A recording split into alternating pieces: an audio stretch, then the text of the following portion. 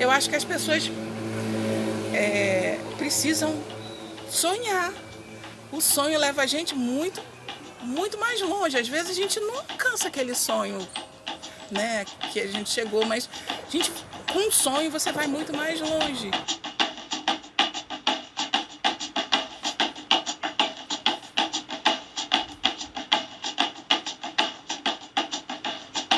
Bom, eu sou Simone Leal, atualmente a vice-reitora da Unifap e uma mulher negra e agora cada vez mais empoderada de conhecimento.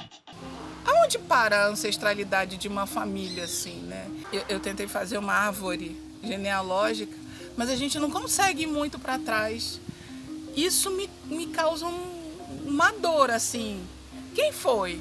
Eu consigo ir no máximo porque eu tenho tias vivas, né?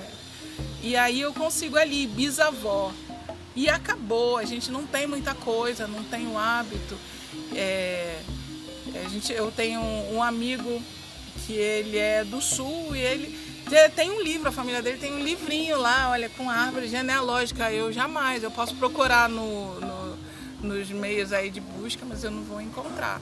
O poder, né, na mulher, na minha família, foi essa. Trouxe a ancestralidade. Então, hoje, quem conta a história do meu tio, avô e tal, são minhas tias, que sempre se preocuparam com isso. Eu não me lembro do meu pai, porque minha mãe era divorciada, mas nós tivemos uma vivência muito boa. Mas eu não lembro dele contando essas coisas, mas lembro das minhas tias contando, as irmãs dele me passando isso. Então, acaba ficando, né? Eu não sei porquê disso, mas acaba ficando pra gente passar isso. E hoje eu me vejo fazendo isso muito com a minha filha, assim. Então, eu vou em algum lugar que tenha uma erva, uma planta, minha filha, isso aqui, a sua avó usava isso aqui para fazer aquilo, ela dizia que não sei o quê. Eu já faço isso com ela e fico super feliz quando ela olha alguma aqui, sabe? Dá um orgulhozinho, assim. Durante muito tempo, na minha infância, minha família, nós nunca pertencemos ao movimento negro. Então, minha família nunca participou desse lugar, né, de discutir nossos direitos. Era muito mais uma posição de se adequar, mesmo com toda a diferença que tem, né? Então a gente não tinha esse lugar. Olha, você é negra, minha filha, você tem isso, vai ser diferente assim. Não.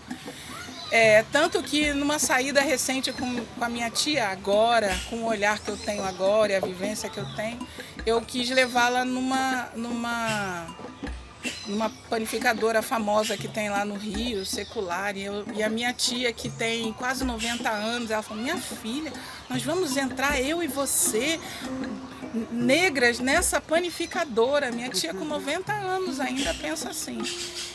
E eu tive 2 momentos na minha vida que me fizeram fazer esse olhar e ter um comprometimento maior.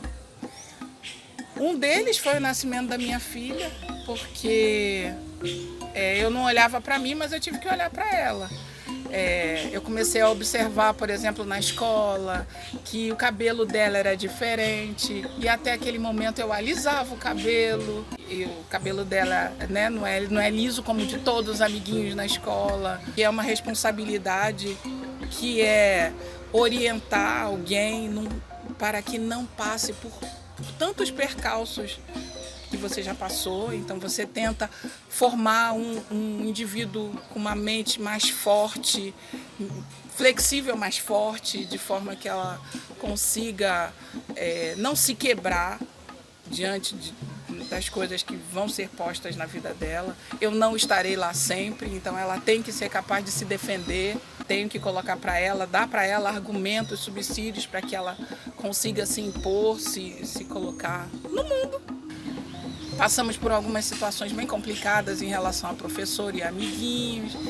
E aí foi quando eu decidi que eu ia parar de alisar. Então ali foi para mim uma consciência. E aí eu tive que fazer esse resgate de muita coisa que eu passei, que até então eu achava que não, que faz parte, mas que hoje eu tenho olhar, não, foi um momento, não era para ser. Aí depois, um outro momento, aí foi anterior até a minha filha, eu acho que foi como cidadã, eu tive um projeto de robótica, o Robótica Tucuju. E nesse projeto eu entrei em várias comunidades.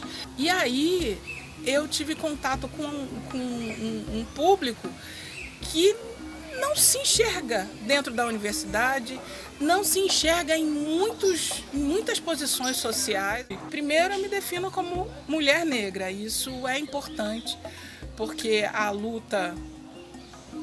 as lutas diárias que nós enfrentamos, elas acabam sendo direcionadas por esse caminho. Então, se definir dessa forma te faz ter um posicionamento diferente. E agora, em função da função que eu ocupo, isso se torna muito mais evidente diariamente. Nunca imaginei que eu fosse viver situações que eu vivo no meio acadêmico. A minha mãe, uma mulher assim, minha memória dela é de uma mulher muito, muito forte. Criou nós três, né? Eu e meus 2 irmãos sozinha, separada. E assim, a preocupação da minha mãe é isso que eu acho que mudou agora, né? A preocupação da minha mãe era, bom, meus filhos têm que estudar, mas o estudar era o ensino fundamental e médio. Graduação, isso tudo já era um plus, a minha família era muito humilde. Todos nós acabamos fazendo graduação, o que eu acredito que já foi um salto, né? Eu digo que cada geração vai colocando um tijolinho e eu acho que é aí que mora a raiz do que a gente chama hoje de ações afirmativas e tal. É porque enquanto nas nossas famílias a gente está colocando um tijolinho a cada geração, em algumas outras famílias o caminho já é conhecido, você já tem alguma experiência naquele caminho. Então, para a nossa família tudo é muito jovem. Fiz graduação e aí começou a felicidade, o martírio que foi a pós-graduação. Foi muito difícil para mim. Eu estudei no Laboratório Nacional de Computação Científica, um mestrado, que é ainda o centro de excelência, um dos pouquíssimos espaços com nota 7. Sempre me senti extremamente só enquanto mulher negra lá, porque de ciências exatas e nesse nível.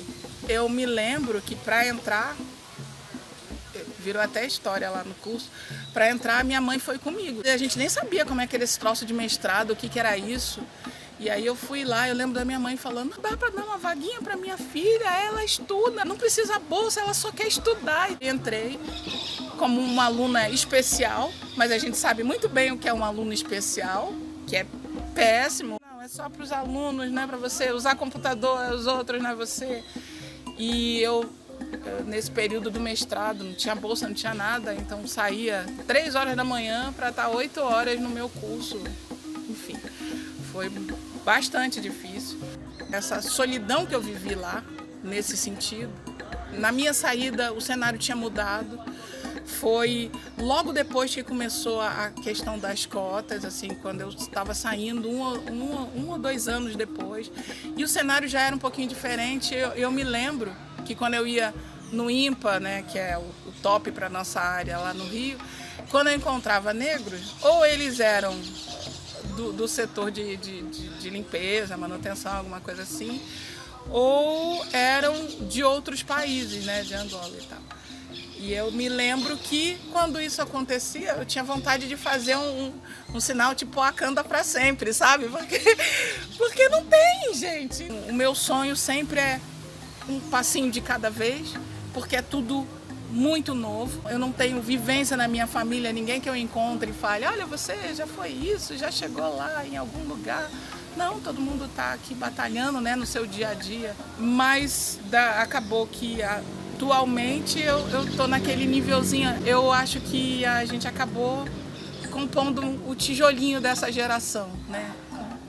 É um passinho a mais, as próximas gerações a gente espera que com o caminho um pouquinho mais clarificado, que consiga chegar um pouquinho mais longe. Daí a importância do sonho, né? Porque eu sempre achava que eu podia ir mais longe mesmo sem saber onde era esse longe.